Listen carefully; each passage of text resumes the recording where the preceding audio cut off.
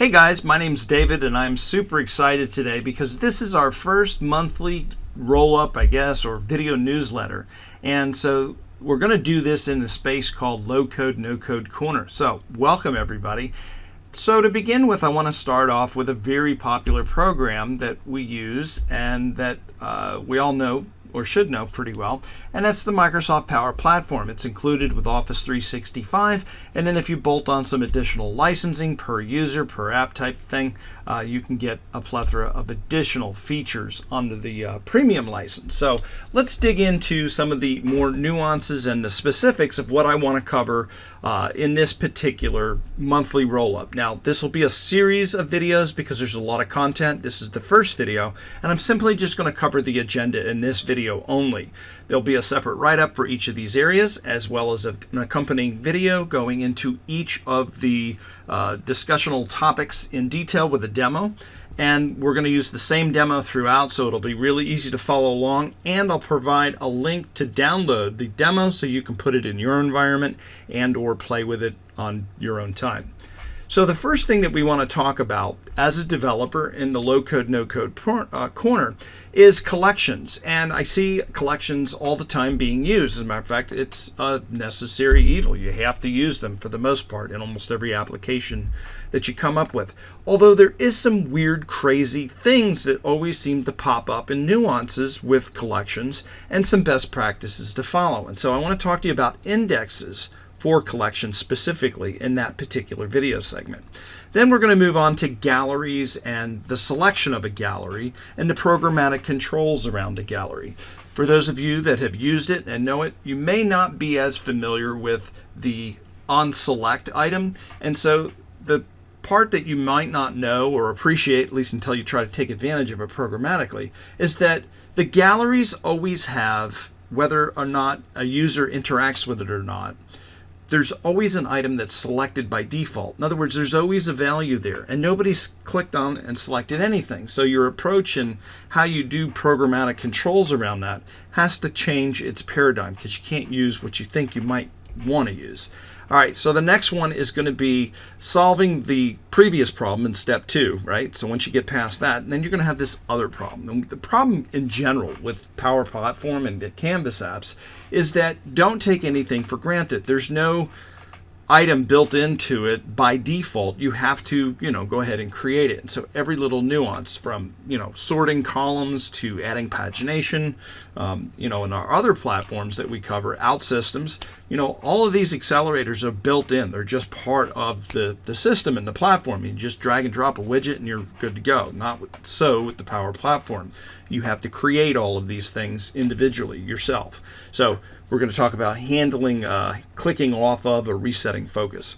The next thing that we want to talk about are variables, context variables specifically, and then moving from screen to screen throughout the application.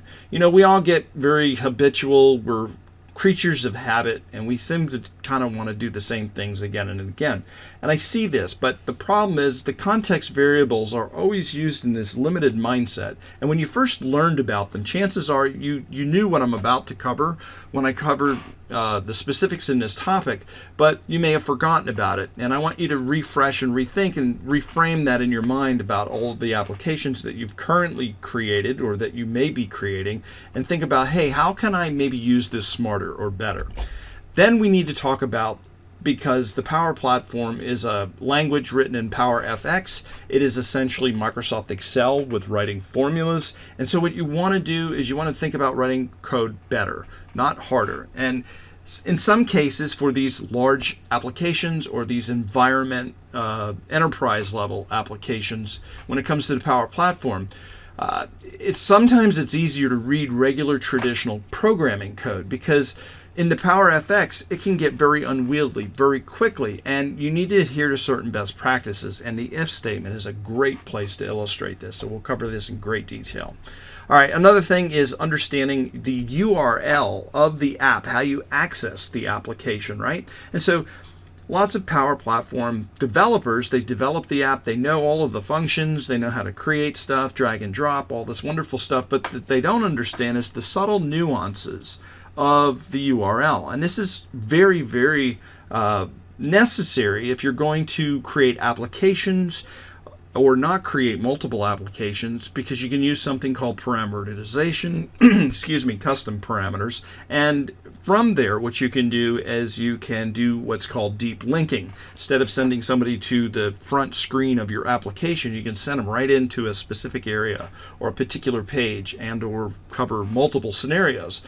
A great area to do with that is a public area of your app versus maybe a back-end administrative app, and you can put security and all this stuff. But you need to understand the URL pieces of it first before you can even enable any of that.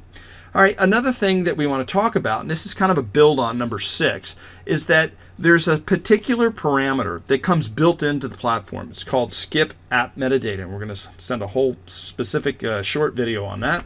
And then another one called hide navbar. We're going to do a whole nother specific video or area on that. And then what we want to do is cover what's called a desktop shortcut, because now you've created this wonderful application, and inevitably, especially in large size enterprises, you may be asked to, help the end user experience be the best that it can be. Maybe they want it full screen. They don't want to see anything of a browser. They don't want to see that nav bar, which is what we've covered in the previous video or will be. And then maybe they just want to have it work like a traditional installed desktop app. Just double click an icon on the desktop, having a custom icon. We're essentially going to launch the browser in full screen. We're going to remove all of the other stuff. And so it's just going to behave like any other application. And so you might be thinking, wait, it's a web app. How am I going to convert this into a desktop app experience? I'm going to cover that in this video. All right, the next thing is going to be, and the final part is analytics, application analytics. This is in preview mode. It's been there for a little bit now. And I want to cover, how you can grok information about your application, how it's being consumed. Large enterprises may want to know which regions, which areas. There's 3 categorical areas that we'll highlight and we'll show. But anyway, you'll get all the juicy details in on your application. And this is really great because what they've done is they pulled a lot of the information and reporting that was available in the Power Platform from Microsoft, the COE specific installation bolt-on that you would do. And so they've taken some of that analytical insight out of that COE focus and have now baked it into the platform. Very exciting stuff. So that's it for this introduction video. We will now see you in subsequent 10 videos as we cover each of these topics in detail, and be sure to download that little extra file so you can play along. All right, thanks a lot. We'll see you in the next video. Bye-bye.